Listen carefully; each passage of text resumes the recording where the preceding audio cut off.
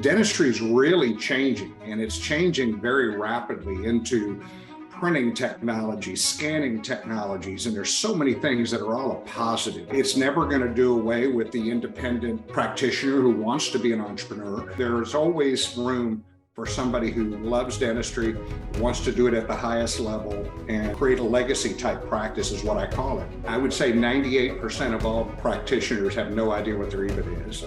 And they are counting on the people who are making the bid. You would never do that in business. Have somebody else tell me what I'm worth. I'm going to tell you what I'm worth. I'm clinically involved in the business of dentistry, clinically involved in one of the most important things, which is just straight communication, learning how to communicate with people, the people who work with you every day. They don't work for me, they work with me. And if I have that philosophy, I'm not retraining people every 6 weeks. Good day, everyone. This is Dr. David Phelps of the Freedom Founders Mastermind Community and the Dentist Freedom Blueprint Podcast. Today, I'm going to enjoy this, I think, as much as you are, because I get to have my good friend, longtime colleague, entrepreneur in the space of dentistry, but even outside that, Dr. Bruce Baird. Bruce, great to have you back, sir. Well, Dave, thanks for having me. I'm so excited. For the few people who maybe don't completely know who you are, I'm going to give a little bit of your resume, which can go on for pages and pages. But essentially, Dr. Bruce Baird is a 1980 graduate of the UT Health Science Dental School in San Antonio. And after graduation, he spent 4 years in the U.S. Army and Korea. Thank you for your service, Bruce. You bet. And also at Fort Sam Houston in San Antonio. After leaving the service, he built a scratch dental practice in the small town of Granbury, Texas, just a little bit southwest of the Dallas-Fort Worth Metroplex. Over 36 years, he grew the practice into a multi-doctor, multi-million-dollar business with revenues in 2019 of over $5 million. Dr. Baird has lectured across the U.S. and internationally for over 30 years. His topics include leadership, cosmetic dentistry, dental implants, communication skills, and the business of dentistry. He taught at the implant preceptorship at the University of Texas Health Science Center at Dental School in San Antonio, and to the seniors at Baylor Dental School. He founded Productive Dentist Academy 18 years ago. Hard to believe, 18 years, right? I'll tell you what, I got to be there in the early years, which has grown to a world-class organization with doctors from all 50 states in 19 countries attending their workshops. With his partner, Victoria, Vicki Peterson, love her. They have grown the company to 32 employees, providing seminars, coaching, and marketing to thousands of dentists across North America. And just because that wasn't enough for you, Bruce, in 2011, you founded Comprehensive Finance, Inc., a company that helps businesses across the U.S. do their own in-house financing. They've helped originate over $300 million in financing across multiple industries. They rapidly became one of the largest financial tech companies in healthcare. CFI was sold in June of 2021 to AKKR, one of the largest private equity firms in the world.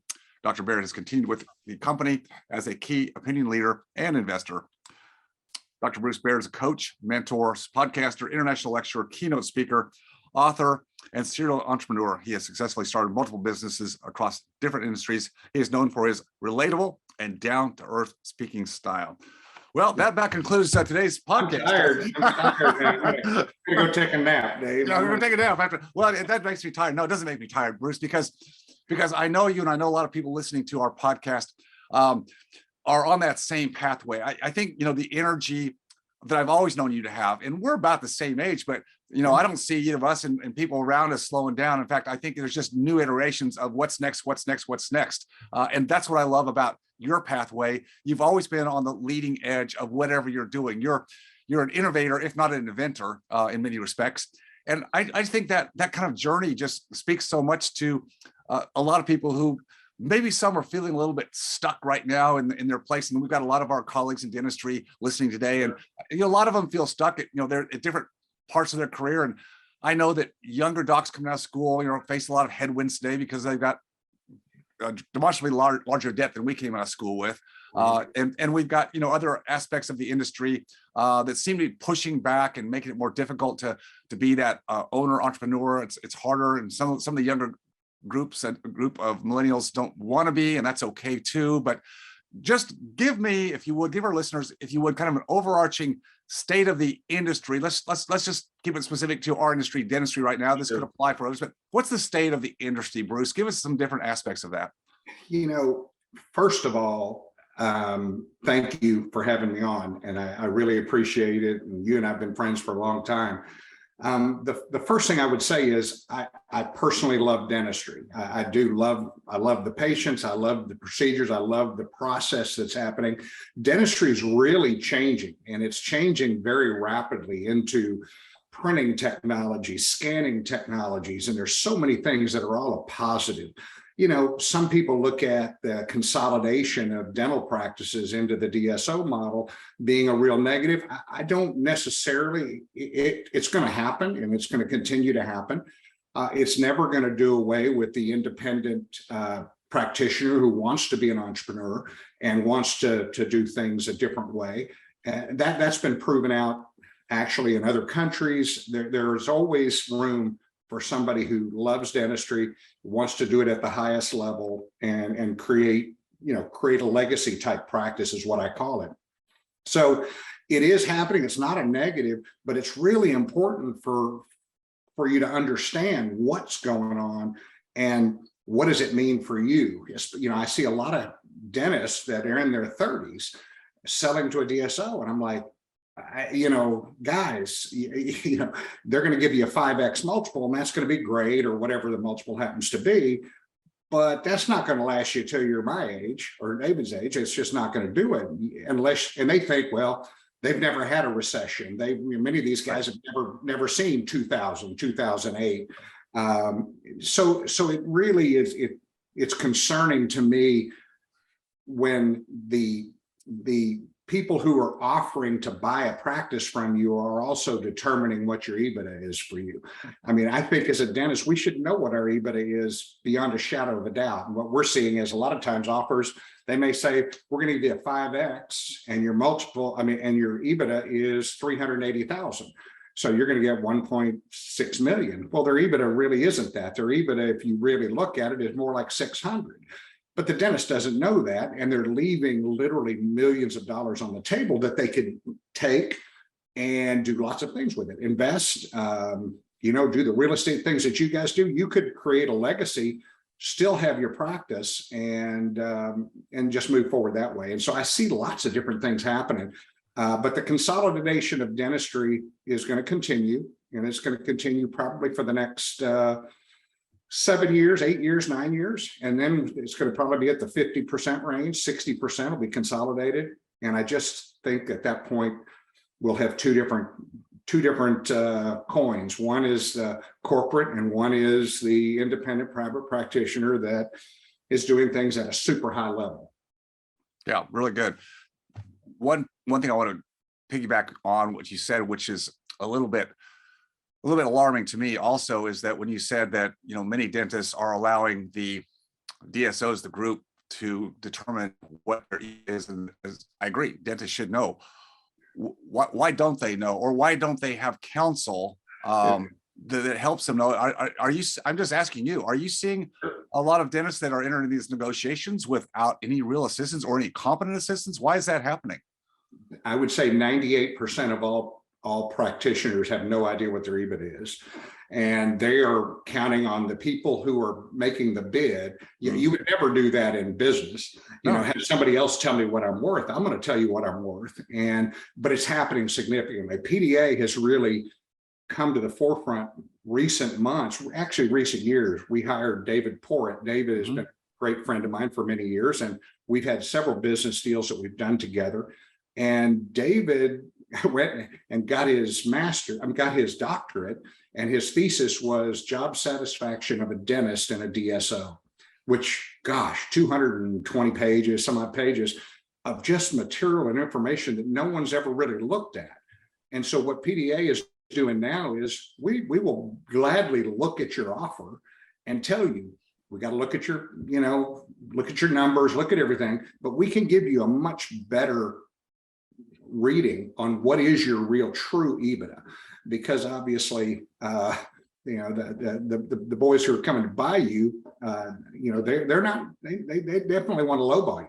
Sure. And so people are leaving literally millions and millions of dollars on the table, and it's sad, really.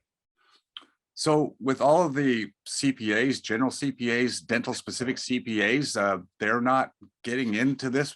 I'm asking, that confuses me. I know. There are a few that In other words, if you're right now getting your report, your P&L every month from your accountant, tell me if on the very bottom of that P&L, your EBITDA is there every single month. Well, that's what we do now with all our clients. You will know January, my EBITDA was 460. In February, it went to 463. In other words, it's going to be a part of everything that's being done with us working with our clients, because we want them to maximize the benefit. And there's so many different ways things are going. Some of it's corporate, some of it's dentist-owned groups.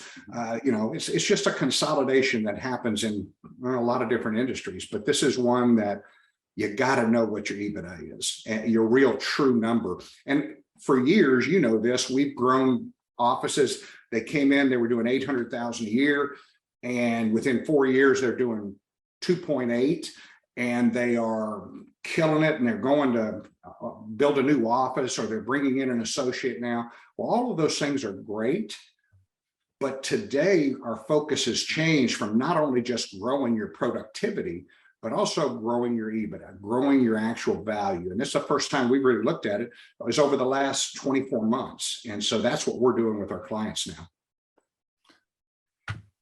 So Bruce, then even if someone is not thinking about or negotiating or taking potential offers to sell, they should still know their numbers. So it doesn't matter whether you've got to know those numbers to make any real decisions on your practice, whether you should expand, bring on an associate. I mean, there's just so much in that. And of course, we're not trained. We got none of that in school. I still don't get that in that school. So that's something that we have to, as business owners, as entrepreneurs, there's so much to learn past the technical training. I mean, I know that, that, and many people who are listening to this know that as well. But I think the sad thing I see so much, Bruce, and this is not everybody, but we see a lot of hardworking young docs, maybe mid-career docs, and they reach that pinnacle of they got out of school, they got the degree, the license, maybe they went on to graduate school, and they take CE courses, and so they're technically good at what they do, but they somehow thought that was kind of all they needed, and then just to do great dentistry was going to do it. And there's all these other iterations of knowing how to be a great business owner, knowing your numbers, and as you said, on our side, how to be a better investor on your own accord. All these aspects that you've got to get there and learn. And you speak to the truth here, but we can certainly do things on our own frontier and get out there and try things, and there's nothing wrong with that. But why not find somebody, a mentor, a group, a community who has already created a model, a runway, so that you can just pick up speed and move forward on whatever your goals might be. Absolutely. And that's why we have so many PDA docs that have been through your programs and just love it. And I hear it all the time. And the thing is, when they start looking, what you said, even if you're not planning on selling, at least you know what your value is if you ever decided to, and that gives you a great feedback on what other things you might want to do in the future. This is what I have valued here. But we've seen, we had one client that she had had an offer, just an unsolicited offer, which a lot of these are unsolicited. And we're offering her, she's got a phenomenal practice. They were offering her 1.9 million. And she had come with PDA, and we started working with her, and we said, why don't you just wait on that? And let's see what your real EBITDA is. And we started working on that. And we also took over and started helping her with marketing, and we helped with coaching. And 3 years later, she got an offer for 6 million. And she made the decision that she was ready to sell. And so she did. That she would have left $4 million on the table, which is crazy, but she only worked for 2 years to make an extra 4 million. We've got new ways now to put it together where I think somebody like her would be, instead of taking a $6 million payday, she might be taking a $15 million payday by the way that we're aggregating and bringing things together. So I really love the concept and the thought process that we're going through to help dentists, because that's really what PDA is about. It's what compassionate finance was about. If I can help patients, then I'm helping dentists. And so we're seeing some amazing strides in that area with Productive Dentist Academy, for sure. And to your earlier point, seeing young docs in their 30s who are looking at getting out. I mean, it pains me. I know it does you too, because even in the years I was in dentistry, I mean, I loved it. It was very satisfying to be there. Why get into a business just to get out? Well, there is a time to get out. No question about it. There is a time, but in your 30s, I mean, to get out, and then as you said, you get some kind of a payday, a paycheck. But what are you going to do next, right? Sure. Well, a lot of the influencers are selling their practices, and they're young, and they're selling their practices because they're actually getting a much better deal from the DSO to go out and bring more people. So you have to look at, I've always said, from the front of the room when someone's speaking, and I love to go to CE, you and I both, I've been to so much CE, but I always, and I was taught this years ago, look at the food chain. Yep. Who is paying this person to be speaking? And once you realize why they're saying what they're saying, they may truly 100% believe it. However, you need to know the food chain. And once you know the food chain, you can say, okay, well, I can take this part with a grain of salt, and I want to know my EBITDA. And then once you know your EBITDA, you really have a lot more information. And like I say, 98% of the dentists out there don't even have a clue what their EBITDA is. And so I don't want the investor coming in telling me what my value is. I want to know it, and that's really the way we look at it, for sure. Yeah. Well, you have, with comprehensive finance, you have been in the financial arena, and with your recent last year sale to AKKR, you've been involved in this from that aspect. Of course, you've done it also with your own practice in Granbury. I mean, sold to private equity, and you've helped many others. Want to get your feeling, Bruce, if I could, about how you see the private equity markets in going forward right now with the bump in interest rates we've had. Now, I'm not going to play my crystal ball and try to guess where we're going, and we can't, but we have seen a bump, and how is that changing the multiples, the offers, the front end payment on the total price point that they say that docs are being offered? Is that changing? And is there anything from your work with AKKR that would at least give us some idea, since you stay involved and you see what they're doing? Maybe I should ask it this way: how do you think private equity is looking at going forward with the potential of higher risk? If interest rates stay up, if they might even go a little bit higher, what happens to the recaps, which are a big part of the entire sale on a multiple basis? Well, you would think, of course, this has been just recent. This has happened in the last quarter, or last 3 to 5 months. You would think that private equity was starting to dry up a little bit. It's not. It's actually more people are coming to the game because of the profitability of a dental practice. I mean, if you're running it the right way, and if you're following sound business principles, you can have an unbelievable profit margin, and they see that. And so I actually know of a dental company that's selling here in the next 2 weeks at a 20x multiple, the largest multiple ever in healthcare. And that's right in the middle of what we're seeing now. And they had over 28 private equity groups bidding for it. So it's not drying up. As a matter of fact, if anything, it seems to be becoming more aggressive. They're all looking for revenue, because they got to spend their money. They're all looking for revenue. And dental, even through the pandemic, dental, we were shut down for 3 months, but most of our clients actually reached their goals for the year and even exceeded them, because they had to focus on their business, which was interesting to me. It was the first time in history every businessman, whether you're in dentistry or whatever, when you got shut down, you had to look at your real business. Yes. And most dentists just do the dental work and then look at their bank account. But this is a time when there was no money coming in. And that's really where the financing, the carrying your own paper, a lot of these people had 15, 30,000 a month coming in because on work they did 2 years ago, because they were carrying that paper. So I see things actually even possibly accelerating slightly as we go through this. A lot of dentists have, put their practices up. They realize they were older and they go, I don't want to go through this pandemic thing again. So they're putting their practices up for sale. So things that I've seen, I think things are maybe accelerating. And like I say, it's about a 7-year window that I believe. I've talked to the experts. They believe it's going to continue for about another 7 years. And I think private equity is going to still be there. There was so much money pushed out into the economy, and where it went, who knows, but hopefully it will be something that'll be a very beneficial to the practices. The more DSOs, like I don't even know how many there are now, there's several thousand, but now that you have competition, it's not just one person, so that usually runs pricing up. So it used to be a 4x, then it went to a 5, and I've seen 6s. If you have good EBITDA or great EBITDA, I've seen 6 even go 6x multiple. But to see this 20x plus multiple go, I'm just like, holy smoly, that's going to be crazy. And so that gives you opportunities. I mean, with everything that kind of looks bad, well, I always look at it as, okay, what are the opportunities around this? And I really think that's what PDA has done. Let's help you. If you have a thought that you're going to do this, let's help you. If you have a thought that you're never going to sell, well, let's maximize your revenue, what you're bringing in on a monthly basis. And as well as I do, it's not really a magic bullet. It's just a few things in your practice, and all of a sudden you're doing an extra 200 an hour, 300 an hour, which is $500,000 a year.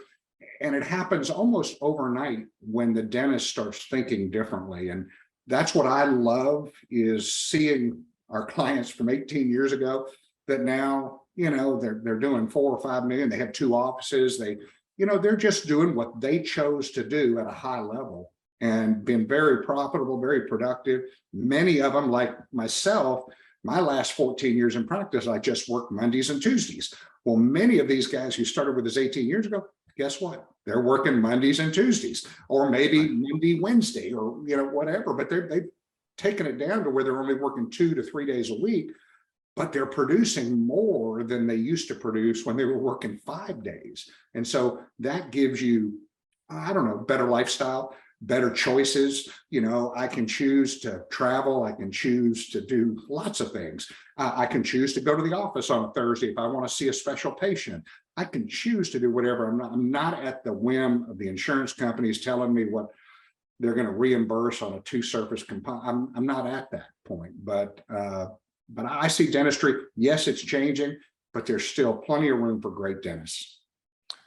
Well, everything's changing, Bruce. It's not just dentistry. Everything is changing, and the rate of change is faster in all respects of our lives, the economy, the marketplace, dentistry, you name it.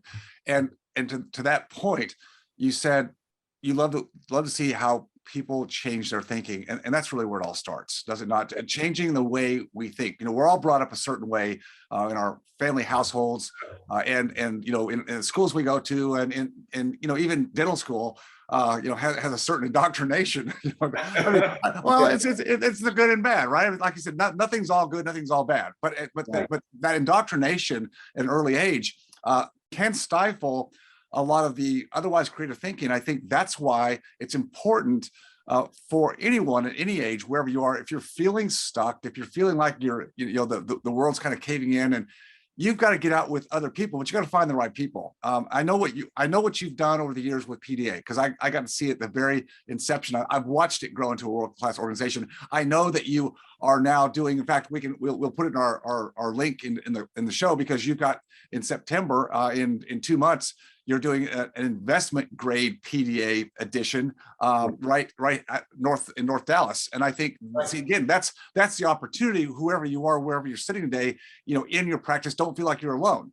There's people that are on the same path, that have gone down the path, and wherever you are, whatever you even think you want to do, you've got to get around other people. And get a sense of what the possibilities are. Then you get to decide for yourself, because it's not the same for everybody. PDA is not a one-track pony. It's not cookie cutter, right? Yeah. I mean, not at all. Talk a little bit about what's going to happen in September, just so they know. Yeah, we're going to have the regular productivity workshop that we've been doing for 18 years. And we're going to have that in conjunction with this investment grade practice, which the focus of the investment grade practice is really teaching business, and teaching business 101, and to explain.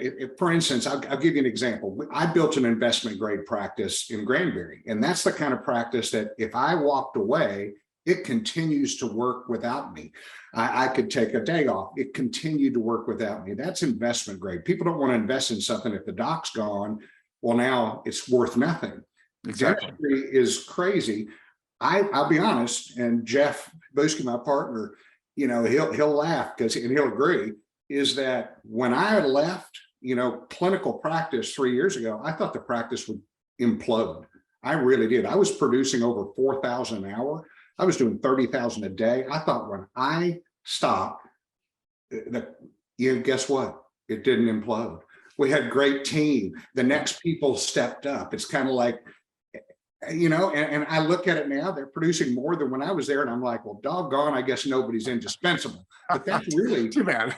I know. But really it's about building a practice that what I call a legacy type practice. You could keep that practice forever. You could finance a little of this. You could keep the real estate and have them paying you for. I have one buddy in Tyler who did that. His son came in and he kept the real estate. So he's got an income that comes in every month regardless. So it's, it's changed. So the IGP investment grade practice is going to be absolutely amazing for dentists who are within 10 to 15 years of making a decision on, well, everyone should be making that decision on what's my exit strategy. Right. But I want to tell them, I said, look, you're at 1.9. Why don't we get you to a valuation of 6? And then who knows, that 6, instead of being a 6x multiple, it could be a 10x or a 12x. And so that's what we're going to be working on in the course. Dave Porritt is going to be sharing so much just data and information about what's really happening in the world today in dentistry. Like I say, his doctorate, he spent 4 years putting data together and interviewing people. And so he's got a lot of intelligence on this. And so we're just sharing it. And what you were saying is so important. Getting with other people who are in the same boat. I've learned as much in the breaks from people when I was at a seminar as I did from the seminar. Now, our seminars are structured, and you'll walk out of there with your mind blown, but you'll also be talking to other dentists who are in the same boat. And all of a sudden you start to feel camaraderie and you're not afraid anymore. So you can make decisions not out of fear, but, which I think many dentists are doing now. You're making decisions out of knowledge, out of out of a plan, a game plan, setting goals. This is exactly where I want to be, and that gives you satisfaction. I mean, when you reach goals and you're still moving and you're moving forward. When I retired from clinical practice, I didn't want to retire totally. I have too many other things I enjoy doing. So that's been kind of my lead, but I will tell you, it's going to be a very, very fun. We're going to have 2 full seminars. I think we've got them all full for there. We may have a few spots left, but bottom line is we're going to have about 50 doctors, 50 to 60 docs there. And we're going to have probably somewhere around 100 team members that'll be there. And so that's really where things start happening. That's really excellent. And we'll put the link in, but should they go to PDA or to just find out more information in general? Would that be? Yeah, just go to productivedentist.com. It's got everything on the website. You'll talk to Brent if you wanted to come. Brent can kind of get you hooked up as far as when to come. I've got, for just my sake, I've got about 8 dental students from UTSA that are coming for the productivity workshop part of it. One of them happens to be my nephew, who's a senior this year, but I've been going down there lecturing to him, so they want to come to the program. So I said, come on, boys. So we're going to have a real, we're going to have them from just getting out of dental school all the way to I'm ready to retire 5 years ago. So that's fun. I mean, that's fun for me. Yeah, what an eye opener for the young docs and when they're students to be able to see, decades down the road, but to see a path that they can start to engineer from the beginning and not just kind of blindly stepping out into nowhere land. They get to actually talk to those who are decades ahead and get a real feel for what this is going to look like. I think that's amazing. We had one student that came through PDA about 12 years ago, so we were about 6 years in. He was a student. He came twice as a student. In 5 years, he put together 7 practices and sold for over 20 million in 7 years. Now I was like, I don't want to do that. I don't want to start set, but that was his deal, and he was a great clinician, and now he's doing other fun things in dentistry. So it is, you just have to dream what it is you want. And then you have to hang around people who've done it. And, that's the mentor, the whole mentor story. I wrote a book called Legendary Leadership. Well, that's yeah. I want to go there because you just said, and you said it so well, and you said it with humility. But you said, when you left or retired from clinical, you thought because you were producing at a very high level, you're kind of like the guy who taught everybody else, and this thing can't continue to function if I'm not there. It'll do okay, but it's not going to. And you said, and actually it does better sometimes, and that's to your credit because of the book you just wrote, Legendary Leadership. It all starts with leadership, which again, Bruce, is something that we have to evolve into. We're not born with leadership, right? And you started young. You served our country, and I'm certainly some leadership started there. But just talk about the book a little bit and why you feel like this is kind of not the pinnacle for you, but it's certainly up there in the processes. Yeah, I'll be honest with you. I wrote the book because I think it's possible for anybody to become a great leader. Now, the word legendary leadership is way up there. I don't know if anybody ever becomes a legendary leader, but that was what I wanted to be. It's like you're never going to have a dentist who does perfection. They'll be excellent, but there's never going to be somebody who does perfection. The leadership is one of those things. I grew up the son of a Marine aviator, and there was no gray areas. Everything was black and white. And so when I went into private practice, and I had some great leadership skills in the military, but when I got in private practice and all of a sudden I had debt and I had 26 employees and my practice was growing like crazy. And this is in the first 2 years. I mean, I picked a good location, had good demographics, but the bottom line was I was a horrible leader. I was about as bad as you could be because my way of looking at things was, Dave, I hired you, do your job. I don't have to say good job because I just never my dad didn't tell me that. Right. He said, you need to get the clippers and flip the head just a little different. I'm going to show you. Well, I learned over that period of time. And I joked that God has a sense of humor because he gave me 4 daughters. And, you just have to learn to speak a different language when I'm talking to my girls. I would give them the old Marine pep talk and they would start crying. And then I would say, okay, I got to do something different. And so it's kind of a book about my transition from being the worst leader in the world to being one who goes to the office to see my team, and I still go up there and they still come to the house, and several of them were in my wedding. And, so it's a family, and it's how did we build that? How did I change from one thing to another? And that really is the gist of the whole story, is what things did I do to accomplish that? And, and I wanted to share that because I think a lot of docs don't feel like they're a good leader and they hate doing what they're doing. Well, I think we can change that to where you absolutely love what you're doing. And then, I used to love to go to the office. And I remember there was a time when they had a smiley face and a frowny face in the break room to tell how I was looking when I walked in. Right. And so today I walk in, or even my last 14 years, I'd come in and I was ready to see patients. I knew my team was so well trained because I had trained them. Mm-hmm. I used to expect them to do things. Instead, I trained them to do it the way I expected.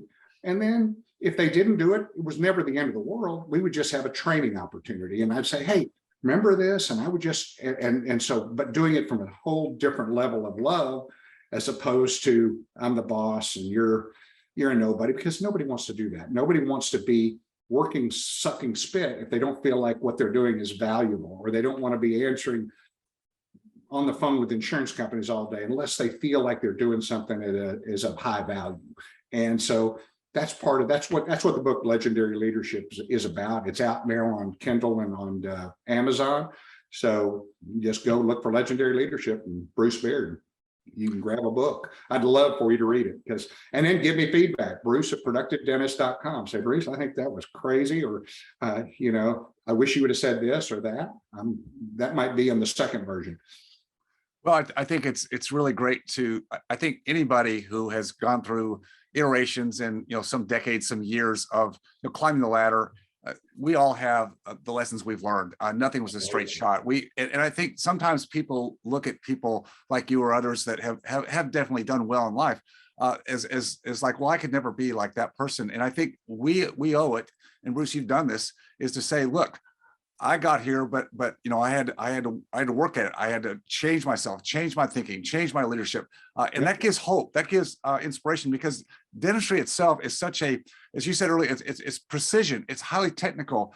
We beat ourselves up because we strive for perfection, but we're never perfect. And I think that same thing says that, well, we've got to be good at everything. We've got to come out of the box, and we've got to know everything, be everything, and you can't. And I think just to take the air out of that and say, hey, it's okay to be human. It's okay not to have it all together, because none of us do. We're always evolving, always improving, always changing, and never think that you're less than anybody else, because you're not.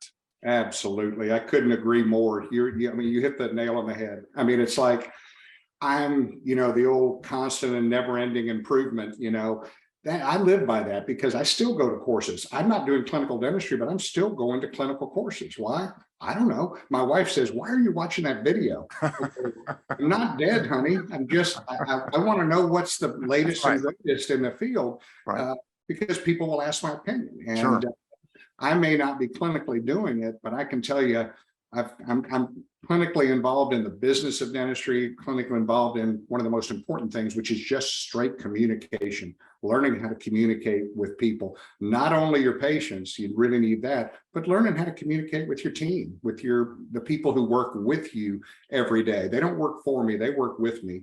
And if I have that philosophy, I'm not retraining people every 6 weeks.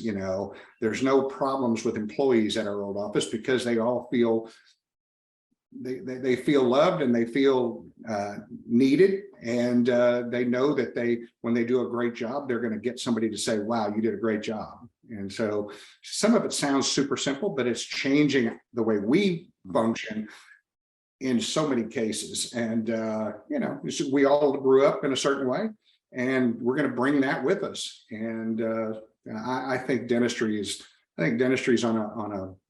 on a great path. I still think it's a phenomenal time to be a dentist, even with the consolidation. I personally don't want to work for CVS or Walgreens or Walmart or anybody else. I want to be my own boss. But there are some dentists out there that's too much. But at least understand what you're doing. Don't just go, oh, I got an offer. That's a lot of money. Oh, I think we'll take it. You need to have some other people around you that are helping you in that arena. So you don't leave money on the table. Exactly. Yeah. Well, so much wealth of information. And again, we just did a very, very quick flyover of your life and many decades of experience. But I think we got some great nuggets there, Bruce. And I thank you for sharing those with us today. And I know people would benefit by connecting with you on any basis. Certainly pick up your book, Legendary Leadership, and look into PDA, because you guys are doing a great work there to help docs with their business plans and give them the options that they deserve to have. Absolutely. Well, I sure appreciate it, Dave. It's been fun. It's always fun when I get to talk to you, and hopefully we'll get a chance to visit here in the near future. Very good. Thank you, Bruce. If you enjoyed watching or learning from this video, please leave a like and subscribe to my channel for more content. If you have a question about any of my content or this specific video, just please leave a comment down below. And as always, stay focused on your freedom. I'll see you next time.